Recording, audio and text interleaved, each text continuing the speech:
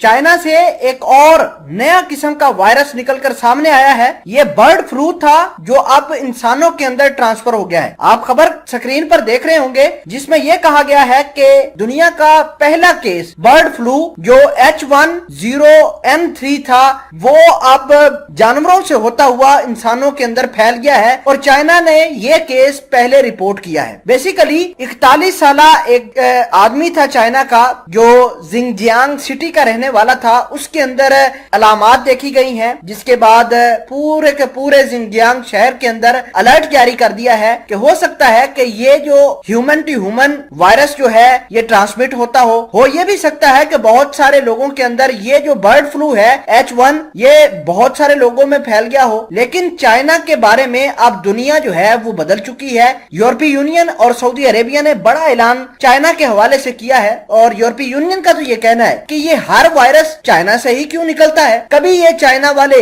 कोविड-19 की सूरत में लाते हैं। तो चाइना के खिलाफ एक बड़ा मोर्चा खोल दिया गया है। उस मोर्चे के हवाले से हम बात करेंगे और आपको बताएंगे कि चाइना के अंदर मजीद क्या क्या डेवलपमेंट हो रही है और क्या क्या दुनिया चाइना के बारे में सोच रही है। तो छोटी सी गुजारिश है कि जो दोस्त हमारे इस चैनल हसनात टीवी पर नए हैं वो चैनल को सब्सक्राइब कर लें, घंटी के निशान को दबा लें ताकि लेटेस्ट न्यूज आप तक बर वक्त पहुंचती रहे। देखिए कि सबसे पहले चाइना के अंदर कोविड-19 के केसेस रिपोर्ट हुए। डोनाल्ड ट्रंप के बारे में ये कहते थे लोग, पूरी दुनिया के लोग कहते थे कि डोनाल्ड ट्रंप ने चाइना के साथ जो पाबंदियां करी हैं या इकोनॉमिक जंग छेड़ी है वो गलत किया है। आज बाइडेन सरकार खुद कहती है और यूरोपीय यूनियन खुद कहता है कि डोनाल्ड ट्रंप ने जो चाइना के साथ किया वो अच्छा किया है। आप देखिए कि एक और बर्ड फ्लू का वायरस जो है वो इंसान के अंदर पाया गया है। जिंगजियांग शहर का ये शहरी है जिसके अंदर ये वायरस पाया गया है। देखिए कि बर्ड फ्लू की इब्तिदा भी चाइना से हुई थी और इतलात ये है कि ये ह्यूमन टू ह्यूमन ट्रांसफर हो रहा है और पता नहीं कितने इंसानों को ये लग गया है वायरस। बहरहाल आपको ये बता दें कि